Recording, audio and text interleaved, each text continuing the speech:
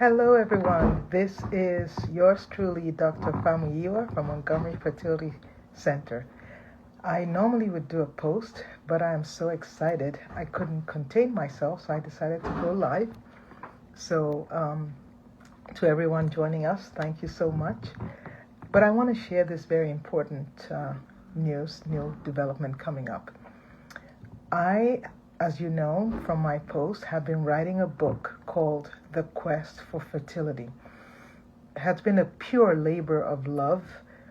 It has taken, I've been writing over several years. I've always written and posted because I like to educate, and I've been educating my patients really selfishly over the years through my blogs, through my reels. I found it was just a great educational extension to give my patients, and they loved it. So I could do, for instance, one of my most popular posts on video was on ureaplasma. Who knew that would resonate with so many people, and has gotten thousands and thousands of views over so many different platforms. And I just did it one day because patients always ask me, what is this? And they're shocked. I have ureaplasma. How did I get it? And how do I treat it? And blah, blah, blah. And so I said, okay, let me put out information about it. So I've always done something like that.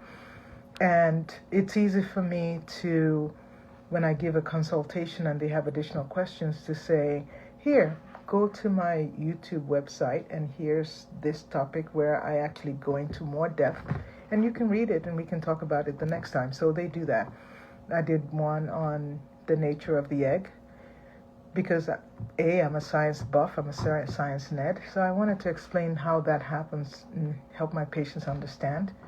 I did another video on sperm and how lifestyle can really affect the sperm, and actually kind of go deep dive into evaluating what the semen analysis components are. And that has also been another very popular one. So anyway, going back long and short, I have been doing several videos and writing. I do blogs a lot. So I decided to write a book. I felt that there was such a need. There's a lack of information in certain areas. And just from talking to my patients, again, most of my motivation has come from my patients. They ask me and they say, can you please explain this? Can you make your next blog about this? Can you please research this and shed light on this, for instance, such as like ADHD and medications and fertility. So I started writing a book, and it's probably one of the hardest things that I've ever done. It's hard. I've written well into the night sometimes, and my kids will come into my study and go, Mom, we think it's time to go to bed because you have to go to work. And I have a wonderful medical assistant who's been with me almost 18 years.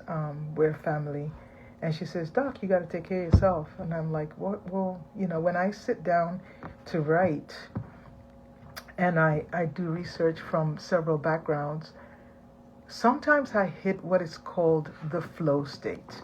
Now, most people have heard of the flow. Musicians have it. For surgeons like myself, you get into a flow state when you're operating, and your whole world narrows down to the operative field. It really, a bomb could go off, you really wouldn't hear it, and you're just so fascinated with what you're doing. And I do get into that when I'm in the OR. I love it. But when I started writing my book, sometimes I'd get into a flow state, say around 9 p.m. or 10 p.m., and the ideas just keep gushing out from multiple articles I've been reading. And so I start writing furiously, and I look up and it's midnight or it's 1 a.m. I'm like, oh my gosh, I got to go to bed. I have to go to work the next day. Or on a weekend, I'd write for hours on a Saturday, and I just felt like I had to birth whatever it is out, let it out. And so I wrote this book called The Quest for Fertility. And I didn't want it to be another book about just science-laden facts, and you can get that from anywhere. But I also have a lot of patients who are really going through a lot of agony, a lot of anxiety, a lot of angst. It's almost like they've been traumatized with this diagnosis. And I wanted to share their stories and their journeys, but to do it in a way that I could also educate, right? So I could bring the science in, but also bring the human side. And I figure the human brain is really wired to learn from stories. So if you read some of the stories in this book, you may actually start to connect with the story, because the story may be you at wherever stage you're in. You know, whether you're in the middle of trying to get pregnant, or you've been pregnant, or you think you might want to get pregnant in the future, or you're not even sure where you're going, and life is good, you're healthy, you're having fun. So I wanted to share those stories and then use those stories as a segue to teach the science. And my goal is to make lasting change in both lifestyle as well as understanding, and also to destigmatize fertility, right? Because too many people are suffering. So this book is called The Quest for Fertility, and the hardcore writing has taken me almost 2 years. The last 1 year has been extremely intense. Like I said, it's one of the hardest things that I've ever done. So, and I've been working with, of course, when you're new to writing, you need help. You don't know the first thing about writing or publishing a book. I just knew my ideas, and I had to get the ideas out. So I went to a writing camp that was hosted by none other than Jack Canfield. Now, if you don't know Jack Canfield, he wrote the Chicken Soup of the Soul series. Just such a wonderful person. And he was able to, I actually learned so much from them. And then I joined another company called Manuscripts that were able to sit me down with a coach. So I would write, they would read it and go, yeah, that's too technical. You want to break down this word for the lay person. I'm like, oh, okay. I'll go back and do that. Or, this story, we want people to be able to understand the scientific background. Can you tie it in better? Or the diagram you put in there, again, maybe too scientific. Can you put a better one so that the lay audience can read it? So my goal is that you can read it and the science won't intimidate you. And then another thing that I do is I teach. I love to teach young pre-med students, pre-PA students, nurse practitioner students. I just love it, because in teaching you learn. That's my philosophy. That's what I tell them. You cannot teach without keep learning. So, I teach, I love it, I enjoy it, and I get back from it because I'm constantly learning when I do that.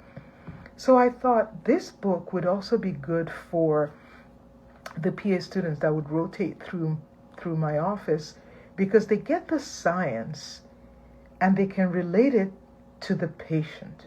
One of the things we did in medical school when we did our rotations is when you saw someone with a certain diagnosis, say they had endometriosis or they had congenital adrenal hyperplasia or something like that, that knowledge is deepened when you see the patient. Then you go do some research. You read the science, you read the articles, and believe it or not, you will never forget that diagnosis because you were able to relate it to a live human being, right? So that's what you're going to get from my book, The Quest for Fertility. You're going to read about people's stories and struggles and then tie it into the science, right? So I know nowadays most people go to ChatGPT and try to, go to Google Medical School, but there's no guidance there, and instead, sometimes they may confuse themselves. They see every problem they've read in themselves, and they may use supplements incorrectly. But this will be a way for you to learn and also to give you scientific background. And I did put a lot of references. I read a ton for this. And so, anyway, the book is coming out, and Manuscripts now has the pre-sale campaign going on. We just opened the campaign yesterday, and already I have backing up to $1,000. Just had a backing for $1,000 to help me launch the book. So I encourage you, look at my post to see the link. It's called The First Quest for Fertility.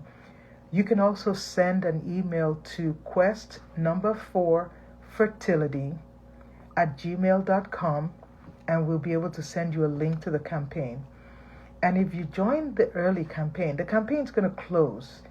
It's not going to stay open forever. You get an opportunity to sign up for, I'm going to give free webinars, question and answer sessions. You'll get behind the scenes look. But also, you can get a signed copy of the book and tickets to when we actually have the launch, either virtual, it's going to be virtual as well as in person in 4 cities around the US. And those tickets are going to be extremely limited. So if you want to have an opportunity to get a ticket for the live launch, go to the campaign website and sign up now. That campaign site is going to close.